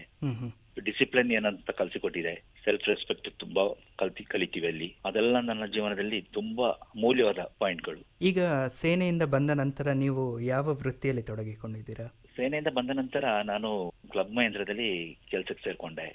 ಮೊದಲು ನಾನು ಆಕ್ಚುಲಿ ಸೆಕ್ಯೂರಿಟಿ ಸೂಪರ್ವೈಸರ್ ಪೋಸ್ಟ್ಗೆ ನಾನು ಅಪ್ಲೈ ಮಾಡಿದ್ದೆ. ಅಲ್ಲಿ ಹೋಗಿ ಇಂಟರ್ವ್ಯೂ ಕೊಟ್ಟು ಲಾಸ್ಟಿಗೆ GM ಹತ್ರ ಹೋದೆ. ಅಲ್ಲಿ ಅವ್ರು ನನ್ನ ಇಂಟರ್ವ್ಯೂ ಮಾಡಿ ಹೇಳಿದ್ರು, ನೀನು ಬೇಡ ಸೆಕ್ಯೂರಿಟಿ ಸೂಪರ್ವೈಸರ್ಗೆ, ನಿನಗೆ ಒಳ್ಳೆ ಪೋಸ್ಟ್ ಕೊಡ್ತೀನಿ, ಡೈರೆಕ್ಟ್ ಆಗಿ ನನ್ನ ಕೆಫ್ಟೇರಿಯಾ ಸೂಪರ್ವೈಸರ್ ಆಗಿ ತಗೊಂಡ್ಬಿಟ್ರು. ಅದು ಒಂದು ನನಗೆ ಪ್ಲಸ್ ಪಾಯಿಂಟ್ ಆಯ್ತು. ಅಲ್ಲಿ ಮ್ಯಾಕ್ಸಿಮಮ್ ಸ್ಟಾರ್ಟಿಂಗ್ ಅಲ್ಲಿ ಎಲ್ಲರನ್ನೂ ತಗೊಂಡ್ಬಿಟ್ಟು ಅಲ್ಲಿ ಮೊದಲು ಕಾಂಟ್ರಾಕ್ಟಲ್ ಬೇಸಿಕಲ್ ತಗೊಳ್ತಾರೆ. ಆ ತರ ಅವ್ರಿಗೆ 1-2 ವರ್ಷ ಅವರ ಡ್ಯೂಟಿ ನೋಡಿದ್ಮೇಲೆ ಆಮೇಲೆ ಕಂಪನಿಗೆ ಟ್ರಾನ್ಸ್ಫರ್ ಮಾಡ್ತಾರೆ. ಆದ್ರೆ ನನಗೇನಾಯ್ತು ಅಂತ ಹೇಳಿದ್ರೆ, ಇಲ್ಲಿ ಹೋದೆ, ಇಲ್ಲಿ ಕೆಫ್ಟೇರಿಯಾ ಸೂಪರ್ವೈಸರ್ ತಗೊಂಡೆ, ಅಲ್ಲಿ ನೋಡಿದೆ ಕಂಡೀಷನ್ ಹೇಗೆ ಅಂತ. ನಾನು 1 ವಾರ ಕಂಪ್ಲೀಟ್ ಅಲ್ಲಿದು ಸಿಚುವೇಶನ್ ಅರಿತುಕೊಂಡೆ. ನೋಡತ್ತಿ ನನಗೇನೋ ಸರಿ ಕಾಣಲಿಲ್ಲ, ಇವ್ರು ಏನೋ ಮಾಡ್ತಿದ್ದಾರೆ ಅಂತ. ಕೊನೆಗೆ ಅದನ್ನೆಲ್ಲ ನಾನು ಕರೆಕ್ಷನ್ ಮಾಡಿ ಅಲ್ಲಿ ಕೆಫ್ಟೇರಿಯಾ ಸೂಪರ್ವೈಸರ್ ಚೇಂಜ್ ಮಾಡಿದ್ರು. ಚೇಂಜ್ ಮಾಡ್ದಂಗೆ ನಾನ್ ಪೊಸಿಷನ್ ತಗೊಂಡಂಗೆ ಕಂಪ್ಲೀಟ್ ಅಲ್ಲಿ ಕಂಡೀಷನ್ ಚೇಂಜ್ ಮಾಡಿದೆ. ಆರ್ಮಿ ಸ್ಟೈಲ್ ಅಲ್ಲಿ ಊಟದ ಕೊಡುವ ವ್ಯವಸ್ಥೆಯಲ್ಲಿ ಆಗಲಿ, ನಮ್ಮ ಮೆನು ಪ್ರೋಗ್ರಾಮ್ ಅಲ್ಲಿ ಪ್ರತಿಯೊಂದು ಚೇಂಜ್ ಮಾಡಿ ಪ್ರತಿಯೊಬ್ಬರಿಗೂ ಇಷ್ಟವಾಗುವಂತೆ ನಾನು ನಡ್ಕೊಂಡೆ. ಅಲ್ಲಿ ನಡ್ಕೊಂಡ್ಬಿಟ್ಟು ಅದೇ 2ನೇ ತಿಂಗಳಲ್ಲಿ ನನಗೆ ಅಲ್ಲಿ ಬೆಸ್ಟ್ ಎಂಪ್ಲಾಯ್ ಅವಾರ್ಡ್ ಸಿಕ್ತು. 4ನೇ ತಿಂಗಳಲ್ಲಿ ನನ್ನ ಡೈರೆಕ್ಟ್ ಕಂಪನಿಗೆ ಸೇರಿಸ್ಕೊಂಡ್ರು ಅವರು. 4 ವರ್ಷ ಅಲ್ಲಿ ಸರ್ವಿಸ್ ಮಾಡಿದೆ. ನಾನೇ ಮನೆಯಲ್ಲಿ ತೋಟ ನೋಡ್ಕೊಂಡು ಆರಾಮಾಗಿ. ಕೊನೆಯದಾಗಿ ಒಂದು ಪ್ರಶ್ನೆ, ಇನ್ನು ಸೇನೆಗೆ ಸೇರುವಂತ ಯುವಕರು ಅಲ್ಲಿ ಮುಂದೆ ಓದ್ಬೇಕು ಅನ್ನೋಂಥವ್ರಿಗೆ ಯಾವ ರೀತಿಯಾದಂತಹ? ಖಂಡಿತ ಇದೆ. ಸೇನೆಗೆ ಸೇರಿ ಅವ್ರು ಟ್ರೈನಿಂಗ್ ಮುಗಿಸಿ ಬೆಟಾಲಿಯನ್ಗೆ ಹೋದ್ಮೇಲೆ ಅಲ್ಲಿ ಪ್ರತಿಯೊಂದು ಟೈಮಲ್ಲೂ ಎಲ್ಲೆಲ್ಲಿ ಕಾಲೇಜ್ ಓಪನ್ ಆಗುತ್ತೆ, ಎಲ್ಲೆಲ್ಲಿ ನಮಗೆ ವೇಕೆನ್ಸಿ ಬರುತ್ತೆ, ಆಗ ಇಮಿಡಿಯೇಟ್ಲಿ ನಮಗೆ ಎಲ್ಲರೂ ತಿಳಿಸ್ತಾರೆ. ಅಲ್ಲಿ ಕಂಪನಿ ಥ್ರೂ ನಮಗೆ ಮೆಸೇಜ್ ಕೊಡ್ತಾರೆ, ಈ ತರ ಬಂದಿದೆ, ಯಾರಾದ್ರೂ ಮುಂದೆ ಹೋಗುವವರಿದ್ರೆ ಹೆಸರು ಕೊಡ್ತಾರೆ. ಕಂಪ್ಲೀಟ್ ಅವರ ಖರ್ಚಲ್ಲೇ ಅವರಿಗೆ ಸ್ಟಡೀಸ್ ನಡೆಯುತ್ತೆ. ಮುಂದೆ ಓದ್ಬೋದು, ಖಂಡಿತ ಓದ್ಬೋದು, ಎಲ್ಲಿ ಎಷ್ಟು ಬೇಕಾದ್ರೂ ಓದ್ಬೋದು, ಯಾವ ತೊಂದರೆನೂ ಇಲ್ಲ. ಎಲ್ಲದಕ್ಕೂ ಆರ್ಮಿಲಿ ಸಪೋರ್ಟ್ ಇದೆ. ಎಜುಕೇಶನ್ ಬಗ್ಗೆ ಏನ್ ಚಿಂತೆ ಮಾಡೋ ಅವಶ್ಯಕತೆ ಇಲ್ಲ. ಪ್ರತಿಯೊಬ್ಬರಿಗೂ ಎಲ್ಲಿ ಬೇಕಾದ್ರೂ ಓದ್ಬೋದು, ಅಲ್ಲಿ ಕೊಡ್ತಾರೆ, ಅವರು ಎಜುಕೇಶನ್ ಕೊಡ್ತಾರೆ. ಒಳ್ಳೆ ಎಜುಕೇಶನ್ ಇದ್ದವನು ಅವನು ಮುಂದೆನೇ ಹೋಗ್ಬೋದು. ಈಗ ಸೋಲ್ಜರ್ ಆಗಿ ಸರ್ವಿಸ್ ಮಾಡ್ಬೇಕಂತಿಲ್ಲ, ಅವನು ತಿಳುವಳಿಕೆ ಇರೋನು, ಒಳ್ಳೆ ನಾಲೆಜ್ ಇರೋನು ಹೇಳಿದ್ರೆ ಅವನಿಗೆ ಅಲ್ಲಿ ಟೆಸ್ಟ್ ಬರುತ್ತೆ, ಕಮಿಷನ್ಗೆ ಬೇಕಾದ್ರೆ ಎಕ್ಸಾಮ್ ಬರಿಬಹುದು, ಅದರಲ್ಲೂ ಸೆಲೆಕ್ಷನ್ ಆದರೆ ಆಫೀಸರ್ ಆಗಿ ಹೋಗ್ಬೋದು, ಮುಂದೆ ಎಲ್ಲ ತರನೂ ಇದೆ. ಧನ್ಯವಾದಗಳು ಮುತ್ತಣ್ಣ ಅವರೇ, ಇಷ್ಟೊತ್ತು ತಮ್ಮ ಸೇನಾ ಜೀವನದ ಅನುಭವಗಳನ್ನು ನಮ್ಮೊಂದಿಗೆ ಹಂಚಿಕೊಂಡ್ರಿ. ಅದಕ್ಕೆ ಧನ್ಯವಾದಗಳು. ನಮಸ್ಕಾರ. ಜೈ ಭಾರತ್ ಮಾತಾ. ಇದುವರೆಗೆ ಸೇನಾ ಸ್ಮರಣೆ, ಸೇನೆಯಲ್ಲಿ ಸೇವೆ ಸಲ್ಲಿಸಿದವರ ಅನುಭವ ಕಥನ ಕೇಳಿದಿರಿ. जिंदगी है कौम की तो कौम पे लुटाए जा, कदम कदम बढ़ाए जा. ಕಾರ್ಯಕ್ರಮ ಪ್ರಸ್ತುತಿ ಉಮೇಶ್ DM. जिंदगी है कौम की तो कौम पे लुटाए जा. तू शेर हिंद आगे बढ़, मरने से फिर भी तू न डर, उड़ा के दुश्मनों का सर जो शे वतन बढ़ाए जा. तू शेर हिंद आगे बढ़, मरने से फिर. ಈ ಕಾರ್ಯಕ್ರಮ ಆಕಾಶವಾಣಿ ಮಡಿಕೇರಿ ಕೇಂದ್ರದಿಂದ ಮೂಡಿಬಂತು.